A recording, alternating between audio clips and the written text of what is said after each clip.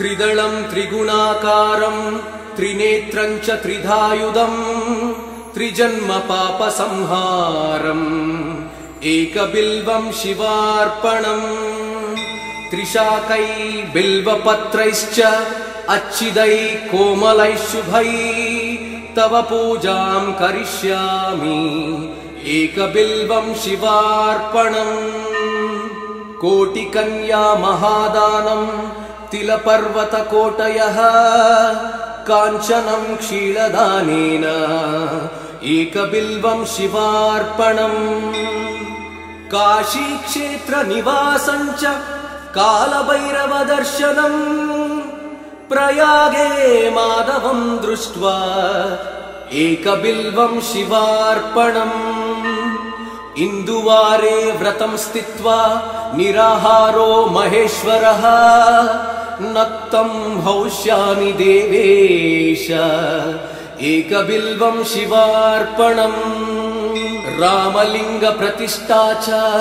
वैवाहिककृतं तथा तटाकानि च सन्धानम् एकबिल्वं शिवार्पणम् अखण्डबिल्वपत्रं च आयुधं शिवपूजनम् कृतं नाम सहस्रेण एकबिल्वं शिवार्पणम् उमया सह देवेश नन्दिवाहनमेव च भस्मलेपन सर्वाङ्गम् एकबिल्वं शिवार्पणम् सालग्रामेण विप्राणां तटाकं दशकूपयो यज्ञकोटिसहस्रश्च एकबिल्वं शिवार्पणम् दन्तिकोटिसहस्रेषु अश्वमेधशतक्रतौ कोटिकन्या महादानम् एकबिल्वं शिवार्पणम् बिल्वाणां दर्शनं पुण्यं स्पर्शनं पापनाशनम् अघोरपापसंहारम् एकबिल्वं शिवार्पणम् सहस्रवेदपाठेषु ब्रह्मस्थापनमुच्यते अनेकव्रतकोटीनाम् एकबिल्वं शिवार्पणम् अन्नदानसहस्रेषु सहस्रोपनयनं तथा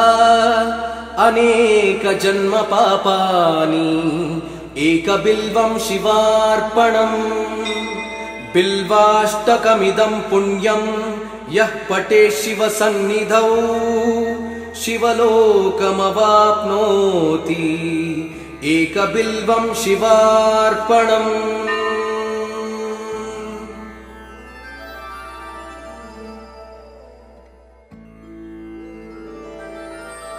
त्रिदलं त्रिगुणाकारं त्रिनेत्रं च त्रिधायुधं त्रिजन्म पापसंहारम् एकबिल्वं शिवार्पणम् त्रिशाकै बिल्वपत्रैश्च अच्छिदै कोमलै शुभै तव पूजां करिष्यामि एकबिल्वं शिवार्पणम् कोटिकन्या महादानं तिलपर्वतकोटयः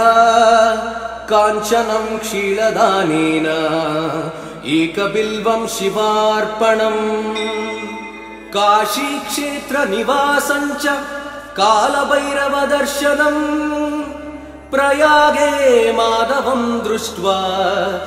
एकबिल्वं शिवार्पणम् इन्दुवारे व्रतं स्थित्वा निराहारो महेश्वरः नक्तं हौष्यामि देवेश एकबिल्वं शिवार्पणम् रामलिङ्गप्रतिष्ठा च वैवाहिककृतं तथा तटाकानि च सन्धानम् एकबिल्वं शिवार्पणम् अखण्डबिल्वपत्रं च आयुधं शिवपूजनम् कृतं नाम सहस्रेण एकबिल्वं शिवार्पणम् उमया सह देवेश नन्दिवाहनमेव च भस्मलेपन सर्वाङ्गम् एकबिल्वं शिवार्पणम् सालग्रामेण विप्राणां तटाकं दशकूपयो यज्ञकोटिसहस्रश्च एकबिल्वं शिवार्पणम् दन्तिकोटिसहस्रेषु अश्वमेधशतक्रतौ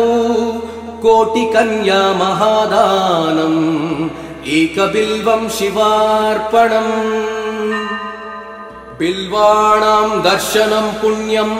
स्पर्शनं पापनाशनम् अघोरपापसंहारम् एकबिल्वं शिवार्पणम् सहस्रवेदपाठेषु ब्रह्मस्थापनमुच्यते अनेकव्रतकोटीनाम् एकबिल्वं शिवार्पणम् अन्नदानसहस्रेषु सहस्रोपनयनं तथा अनेकजन्मपापानि एकबिल्वं शिवार्पणम् बिल्वाष्टकमिदं पुण्यं यः पठेत् शिवसन्निधौ शिवलोकमवाप्नोति एकबिल्वं शिवार्पणम्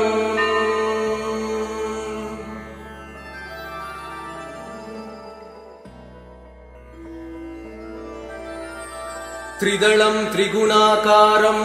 त्रिनेत्रं च त्रिधायुधम् त्रिजन्मपापसंहारम् एकबिल्वं शिवार्पणम् त्रिशाकै बिल्वपत्रैश्च अच्छिदै कोमलै शुभै तव पूजां करिष्यामि एकबिल्वं शिवार्पणम् कोटिकन्या महादानम् तिलपर्वतकोटयः काञ्चनं क्षीरदानेन एकबिल्वं शिवार्पणम् काशीक्षेत्रनिवासं च कालभैरवदर्शनम् प्रयागे माधवं दृष्ट्वा एकबिल्वं शिवार्पणम् इन्दुवारे व्रतं स्थित्वा निराहारो महेश्वरः नक्तं हौष्यामि देवेश एकबिल्वं शिवार्पणम् रामलिङ्गप्रतिष्ठा च वैवाहिककृतं तथा तटाकानि च सन्धानम् एकबिल्वं शिवार्पणम् अखण्डबिल्वपत्रं च आयुधं शिवपूजनम् कृतं नाम सहस्रेण एकबिल्वं शिवार्पणम् उमया सह देवेश नन्दिवाहनमेव च भस्मलेपन सर्वाङ्गम् एकबिल्वं शिवार्पणम् सालग्रामेण विप्राणां तटाकं दशकूपयो यज्ञकोटिसहस्रश्च एकबिल्वं शिवार्पणम् दन्तिकोटिसहस्रेषु अश्वमेधशतक्रतौ कोटिकन्या महादानम् एकबिल्वं शिवार्पणम् बिल्वाणां दर्शनं पुण्यं स्पर्शनं पापनाशनम् अघोरपापसंहारम् एकबिल्वं शिवार्पणम् सहस्रवेदपाठेषु ब्रह्मस्थापनमुच्यते अनेकव्रतकोटीनाम् एकबिल्वं शिवार्पणम् अन्नदानसहस्रेषु सहस्रोपनयनं तथा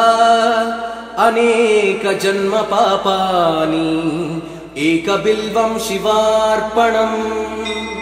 बिल्वाष्टकमिदं पुण्यं यः पठेत् शिवसन्निधौ शिवलोकमवाप्नोति एकबिल्वं शिवार्पणम्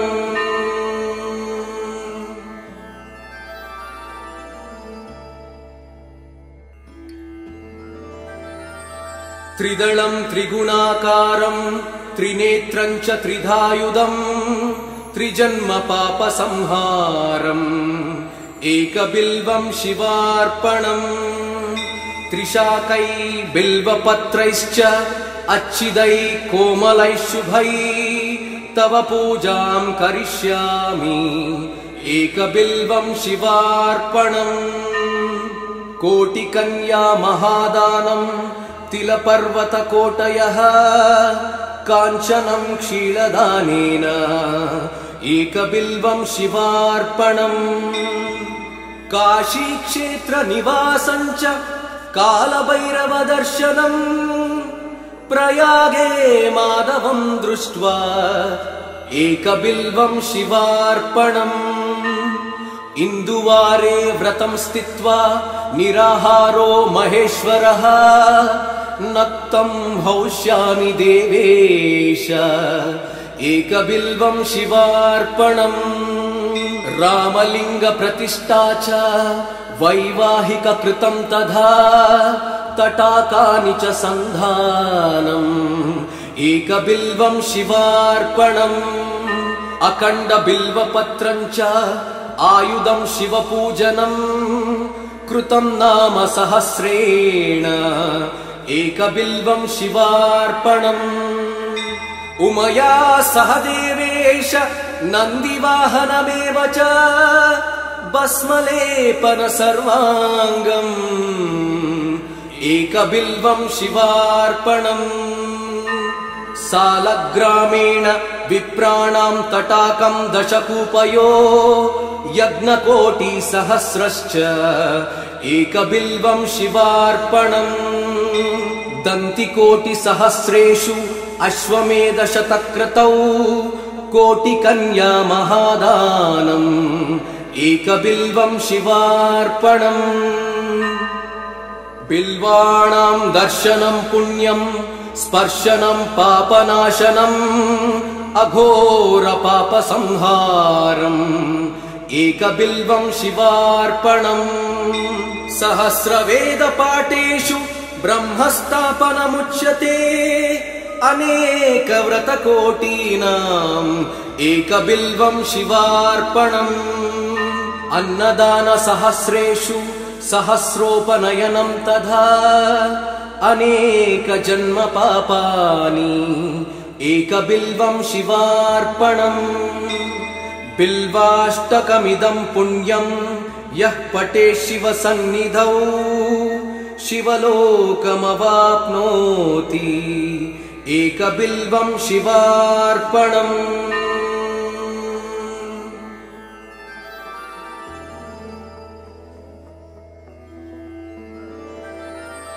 त्रिदलं त्रिगुणाकारं त्रिनेत्रं च त्रिधायुधं त्रिजन्मपापसंहारम् एकबिल्वं शिवार्पणम् त्रिशाकै बिल्वपत्रैश्च अच्छिदै कोमलै शुभै तव पूजां करिष्यामि एकबिल्वं शिवार्पणम् कोटिकन्या महादानं तिलपर्वतकोटयः काञ्चनं क्षीरदानेन एकबिल्वं शिवार्पणम् काशीक्षेत्रनिवासं च कालभैरवदर्शनम्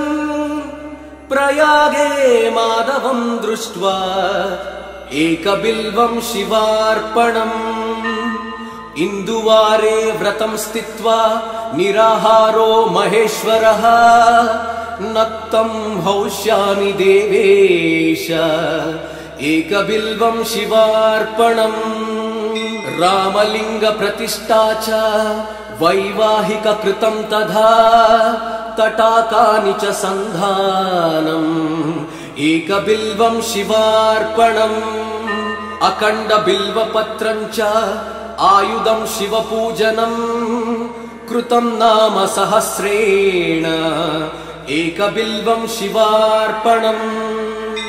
उमया सह देवेश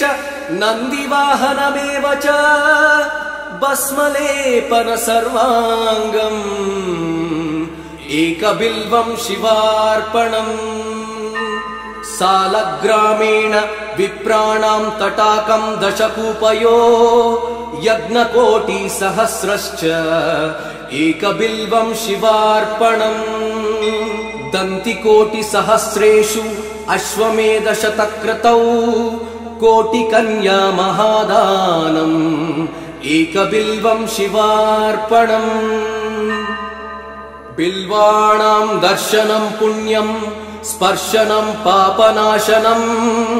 अघोर पापसंहारम् एकबिल्वं शिवार्पणम् सहस्रवेदपाठेषु ब्रह्मस्थापनमुच्यते अनेकव्रतकोटीनाम् एकबिल्वं शिवार्पणम् अन्नदानसहस्रेषु सहस्रोपनयनं तथा अनेकजन्मपापानि एकबिल्वं शिवार्पणम् बिल्वाष्टकमिदं पुण्यं यः पठे शिवसन्निधौ शिवलोकमवाप्नोति एकबिल्वं शिवार्पणम्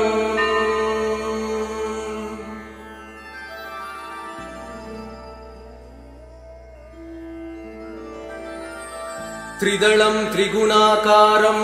त्रिनेत्रं च त्रिधायुधम् त्रिजन्म पापसंहारम् एकबिल्वं शिवार्पणम् त्रिशाकै बिल्वपत्रैश्च अच्छिदै कोमलै शुभै तव पूजां करिष्यामि एकबिल्वं शिवार्पणम् कोटिकन्या महादानम् तिलपर्वतकोटयः काञ्चनं क्षीरदानेन एकबिल्वं शिवार्पणम् काशीक्षेत्रनिवासं च कालभैरवदर्शनम् प्रयागे माधवं दृष्ट्वा एकबिल्वं शिवार्पणम् इन्दुवारे व्रतं स्थित्वा निराहारो महेश्वरः नक्तं हौष्यामि देवेश एकबिल्वं शिवार्पणम् रामलिङ्गप्रतिष्ठा च वैवाहिककृतं तथा तटाकानि च सन्धानम् एकबिल्वं शिवार्पणम् अखण्डबिल्वपत्रं च आयुधं शिवपूजनम् कृतं नाम सहस्रेण एकबिल्वं शिवार्पणम् उमया सह देवेश नन्दिवाहनमेव च भस्मलेपन सर्वाङ्गम् एकबिल्वं शिवार्पणम्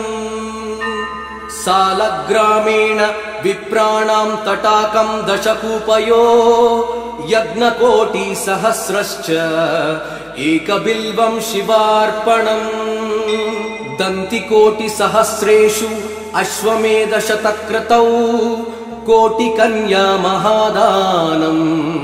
एकबिल्वं शिवार्पणम् बिल्वाणां दर्शनं पुण्यं स्पर्शनं पापनाशनम् अघोर पापसंहारम् एकबिल्वं शिवार्पणम् सहस्रवेदपाठेषु ब्रह्मस्थापनमुच्यते अनेकव्रतकोटीनाम् एकबिल्वं शिवार्पणम् अन्नदानसहस्रेषु सहस्रोपनयनं तथा अनेकजन्मपापानि एकबिल्वं शिवार्पणम् बिल्वाष्टकमिदं पुण्यं यः पठे शिवसन्निधौ शिवलोकमवाप्नोति एकबिल्वं शिवार्पणम्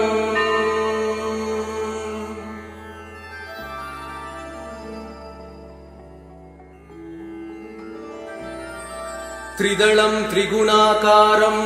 त्रिनेत्रं च त्रिधायुधम् त्रिजन्म पापसंहारम् एकबिल्वं शिवार्पणम् त्रिशाकै बिल्वपत्रैश्च अच्छिदै कोमलै शुभै तव पूजां करिष्यामि एकबिल्वं शिवार्पणम् कोटिकन्या महादानम् तिलपर्वतकोटयः काञ्चनं क्षीरदानेन एकबिल्वं शिवार्पणम् काशीक्षेत्रनिवासं च कालभैरवदर्शनम् प्रयागे माधवं दृष्ट्वा एकबिल्वं शिवार्पणम् इन्दुवारे व्रतं स्थित्वा निराहारो महेश्वरः नक्तं हौष्यामि देवेश एकबिल्वं शिवार्पणम् रामलिंग प्रतिष्ठा च वैवाहिक कृतं तथा तटाकानि च सन्धानम् एकबिल्वं शिवार्पणम् अखण्ड बिल्वपत्रं च आयुधं शिवपूजनम् कृतं नाम सहस्रेण एकबिल्वं शिवार्पणम् उमया सह देवेश नन्दिवाहनमेव च भस्मलेपन सर्वाङ्गम् एकबिल्वं शिवार्पणम् सालग्रामेण विप्राणां तटाकं दशकूपयो यज्ञकोटिसहस्रश्च एकबिल्वं शिवार्पणम् दन्तिकोटिसहस्रेषु अश्वमेधशतक्रतौ कोटिकन्या महादानम् एकबिल्वं शिवार्पणम् बिल्वाणां दर्शनं पुण्यं स्पर्शनं पापनाशनम् अघोर पापसंहारम् एकबिल्वं शिवार्पणम् सहस्रवेदपाठेषु ब्रह्मस्थापनमुच्यते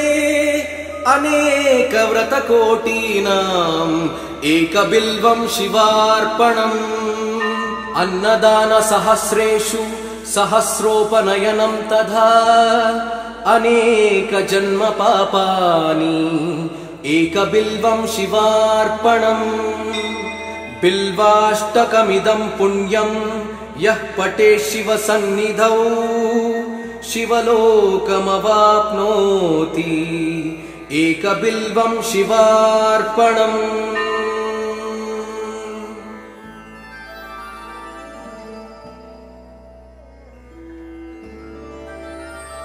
त्रिदलं त्रिगुणाकारं त्रिनेत्रं च त्रिधायुधम् त्रिजन्म पापसंहारम् एकबिल्वं शिवार्पणम् त्रिशाकै बिल्वपत्रैश्च अच्छिदै कोमलै शुभै तव पूजां करिष्यामि एकबिल्वं शिवार्पणम् कोटिकन्या महादानम् तिलपर्वतकोटयः काञ्चनं क्षीरदानेन एकबिल्वं शिवार्पणम् काशीक्षेत्रनिवासं च कालभैरवदर्शनम् प्रयागे माधवं दृष्ट्वा एकबिल्वं शिवार्पणम् इन्दुवारे व्रतं स्थित्वा निराहारो महेश्वरः नक्तं हौष्यामि देवेश एकबिल्वं शिवार्पणम् रामलिंग प्रतिष्ठा च वैवाहिक कृतं तथा तटाकानि च सन्धानम् एकबिल्वं शिवार्पणम् अखण्ड बिल्वपत्रं च आयुधं शिवपूजनम् कृतं नाम सहस्रेण एकबिल्वं शिवार्पणम् उमया सह देवेश नन्दिवाहनमेव च भस्मलेपन सर्वाङ्गम् एकबिल्वं शिवार्पणम् सालग्रामेण विप्राणां तटाकं दशकूपयो यज्ञकोटिसहस्रश्च एकबिल्वं शिवार्पणम् दन्तिकोटिसहस्रेषु अश्वमेधशतक्रतौ कोटिकन्या महादानम् एकबिल्वं शिवार्पणम् बिल्वाणां दर्शनं पुण्यं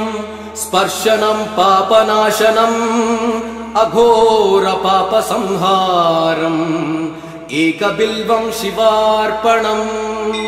सहस्रवेदपाठेषु ब्रह्मस्थापनमुच्यते अनेकव्रतकोटीनाम् एकबिल्वं शिवार्पणम् अन्नदानसहस्रेषु सहस्रोपनयनं तथा अनेकजन्मपापानि एकबिल्वं शिवार्पणम् बिल्वाष्टकमिदं पुण्यं यः पठेत् शिवसन्निधौ शिवलोकमवाप्नोति एकबिल्वं शिवार्पणम्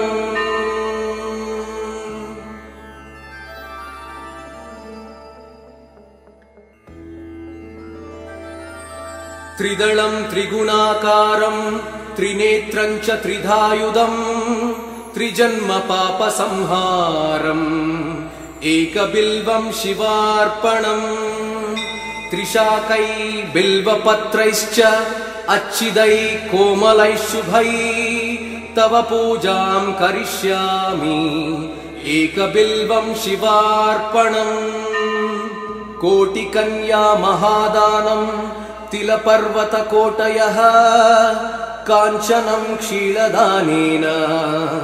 एकबिल्वं शिवार्पणम् काशीक्षेत्रनिवासं च कालभैरवदर्शनम् प्रयागे माधवं दृष्ट्वा एकबिल्वं शिवार्पणम् इन्दुवारे व्रतं स्थित्वा निराहारो महेश्वरः नक्तं हौष्यामि देवेश एकबिल्वं शिवार्पणम् रामलिङ्गप्रतिष्ठा च वैवाहिककृतं तथा तटाकानि च सन्धानम्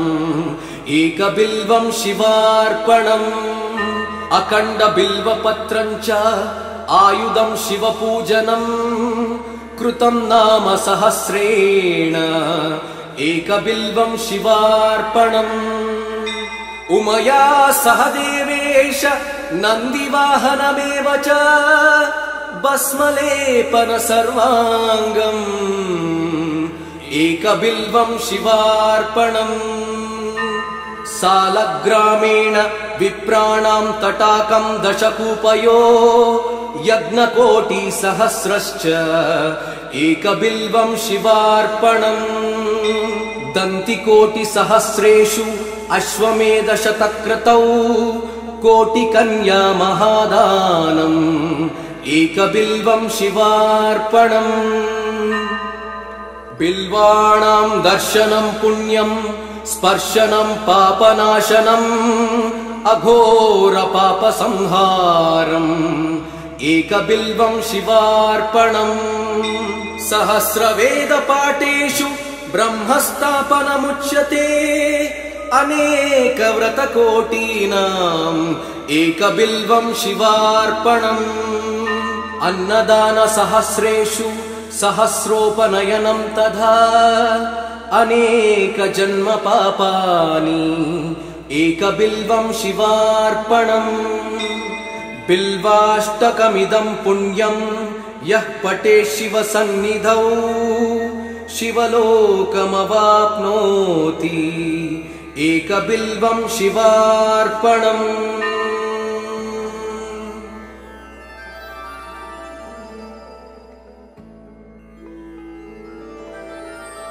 त्रिदलं त्रिगुणाकारं त्रिनेत्रं च त्रिधायुधं त्रिजन्मपापसंहारम् एकबिल्वं शिवार्पणम् त्रिशाकै बिल्वपत्रैश्च अच्छिदै कोमलै शुभै तव पूजां करिष्यामि एकबिल्वं शिवार्पणम् कोटिकन्या महादानं तिलपर्वतकोटयः काञ्चनं क्षीलदानेन एकबिल्वं शिवार्पणम् काशीक्षेत्रनिवासं च कालभैरवदर्शनम् प्रयागे माधवं दृष्ट्वा एकबिल्वं शिवार्पणम् इन्दुवारे व्रतं स्थित्वा निराहारो महेश्वरः नक्तं हौष्यामि देवेश एकबिल्वं शिवार्पणम् रामलिङ्गप्रतिष्ठा च वैवाहिककृतं तथा तटाकानि च सन्धानम् एकबिल्वं शिवार्पणम् अखण्डबिल्वपत्रं च आयुधं शिवपूजनम् कृतं नाम सहस्रेण एकबिल्वं शिवार्पणम् उमया सह देवेश नन्दिवाहनमेव च भस्मलेपन सर्वाङ्गम् एकबिल्वं शिवार्पणम् सालग्रामेण विप्राणां तटाकं दशकूपयो यज्ञकोटिसहस्रश्च एकबिल्वं शिवार्पणम् दन्तिकोटिसहस्रेषु अश्वमेधशतक्रतौ कोटिकन्या महादानम् एकबिल्वं शिवार्पणम् बिल्वाणां दर्शनं पुण्यं स्पर्शनं पापनाशनम् अघोरपापसंहारम् एकबिल्वं शिवार्पणम् सहस्रवेदपाठेषु ब्रह्मस्थापनमुच्यते अनेकव्रतकोटीनाम् एकबिल्वं शिवार्पणम् अन्नदानसहस्रेषु सहस्रोपनयनं तथा अनेकजन्मपापानि एकबिल्वं शिवार्पणम् बिल्वाष्टकमिदं पुण्यं यः पठेत् शिवसन्निधौ शिवलोकमवाप्नोति एकबिल्वं शिवार्पणम्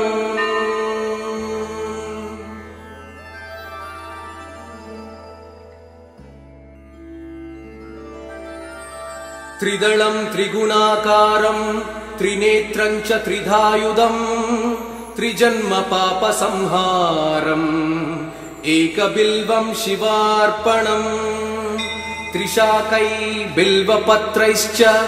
अच्छिदै कोमलै शुभै तव पूजां करिष्यामि एकबिल्वं शिवार्पणम् कोटिकन्या महादानं तिलपर्वतकोटयः काञ्चनं क्षीलदानेन एकबिल्वं शिवार्पणम् काशीक्षेत्रनिवासं च कालभैरवदर्शनम् प्रयागे माधवं दृष्ट्वा एकबिल्वं शिवार्पणम् इन्दुवारे व्रतं स्थित्वा निराहारो महेश्वरः नक्तं हौष्यामि देवेश एकबिल्वं शिवार्पणम् रामलिङ्गप्रतिष्ठा च वैवाहिककृतं तथा तटाकानि च सन्धानम् एकबिल्वं शिवार्पणम् अखण्डबिल्वपत्रं च आयुधं शिवपूजनम् कृतं नाम सहस्रेण एकबिल्वं शिवार्पणम् उमया सह देवेश नन्दिवाहनमेव च भस्मलेपन सर्वाङ्गम् एकबिल्वं शिवार्पणम् सालग्रामेण विप्राणां तटाकं दशकूपयो यज्ञकोटिसहस्रश्च एकबिल्वं शिवार्पणम् दन्तिकोटिसहस्रेषु अश्वमेधशतक्रतौ कोटिकन्या महादानम् एकबिल्वं शिवार्पणम्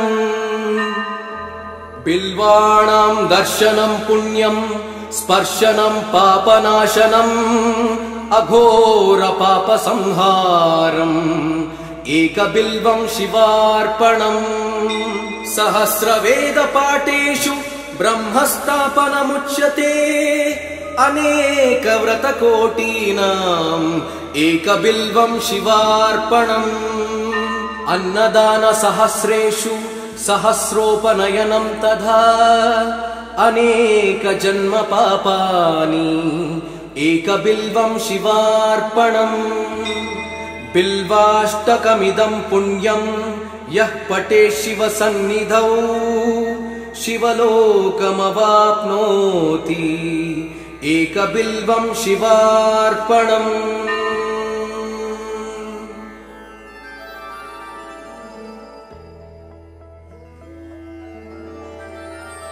त्रिदलं त्रिगुणाकारं त्रिनेत्रं च त्रिधायुधं त्रिजन्मपापसंहारम् एकबिल्वं शिवार्पणम् त्रिशाकै बिल्वपत्रैश्च अच्छिदै कोमलैः शुभै तव पूजां करिष्यामि एकबिल्वं शिवार्पणम् कोटिकन्या महादानं तिलपर्वतकोटयः काञ्चनं क्षीलदानेन एकबिल्वं शिवार्पणम् काशीक्षेत्रनिवासं च कालभैरवदर्शनम् प्रयागे माधवं दृष्ट्वा एकबिल्वं शिवार्पणम् इन्दुवारे व्रतं स्थित्वा निराहारो महेश्वरः नक्तं हौष्यामि देवेश एकबिल्वं शिवार्पणम् रामलिङ्गप्रतिष्ठा च वैवाहिककृतं तथा तटाकानि च सन्धानम् एकबिल्वं शिवार्पणम् अखण्डबिल्वपत्रं च आयुधं शिवपूजनम् कृतं नाम सहस्रेण एकबिल्वं शिवार्पणम् उमया सह देवेश नन्दिवाहनमेव च भस्मलेपन सर्वाङ्गम् एकबिल्वं शिवार्पणम् सालग्रामेण विप्राणां तटाकं दशकूपयो यज्ञकोटिसहस्रश्च एकबिल्वं शिवार्पणम् दन्तिकोटिसहस्रेषु अश्वमेधशतक्रतौ कोटिकन्या महादानम् एकबिल्वं शिवार्पणम् बिल्वाणां दर्शनं पुण्यं स्पर्शनं पापनाशनम् अघोरपापसंहारम् एकबिल्वं शिवार्पणम् सहस्रवेदपाठेषु ब्रह्मस्थापनमुच्यते अनेकव्रतकोटीनाम् एकबिल्वं शिवार्पणम् अन्नदानसहस्रेषु सहस्रोपनयनं तथा अनेकजन्मपापानि एकबिल्वं शिवार्पणम् बिल्वाष्टकमिदं पुण्यं यः पठेत् शिवसन्निधौ शिवलोकमवाप्नोति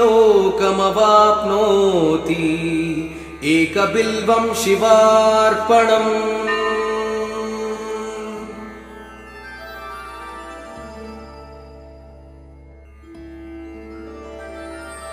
त्रिदलं त्रिगुणाकारं त्रिनेत्रं च त्रिधायुधं त्रिजन्मपापसंहारम् एकबिल्वं शिवार्पणम् त्रिशाकै बिल्वपत्रैश्च अच्छिदै कोमलैः शुभै तव पूजां करिष्यामि एकबिल्वं शिवार्पणम् कोटिकन्या महादानं तिलपर्वतकोटयः काञ्चनं क्षीलदानेन एकबिल्वं शिवार्पणम् काशीक्षेत्रनिवासं च कालभैरवदर्शनम् प्रयागे माधवं दृष्ट्वा एकबिल्वं शिवार्पणम् इन्दुवारे व्रतं स्थित्वा निराहारो महेश्वरः नक्तं हौष्यामि देवेश एकबिल्वं शिवार्पणम् रामलिंग प्रतिष्ठा च वैवाहिक कृतं तथा तटाकानि च सन्धानम् एकबिल्वं शिवार्पणम् अखण्ड बिल्वपत्रं च आयुधं शिवपूजनम् कृतं नाम सहस्रेण एकबिल्वं शिवार्पणम् उमया सह देवेश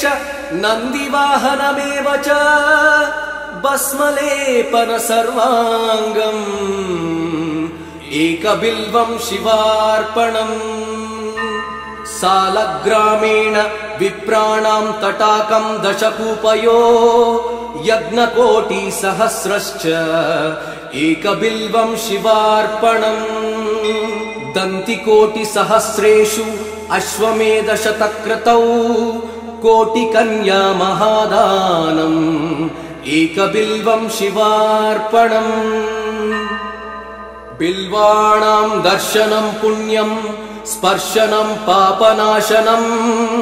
अघोर पापसंहारम् एकबिल्वं शिवार्पणम् सहस्रवेदपाठेषु ब्रह्मस्थापनमुच्यते अनेकव्रतकोटीनाम् एकबिल्वं शिवार्पणम् अन्नदानसहस्रेषु सहस्रोपनयनं तथा अनेकजन्म पापानि एकबिल्वं शिवार्पणम् बिल्वाष्टकमिदं पुण्यं यः पठेत् शिवसन्निधौ शिवलोकमवाप्नोति एकबिल्वं शिवार्पणम्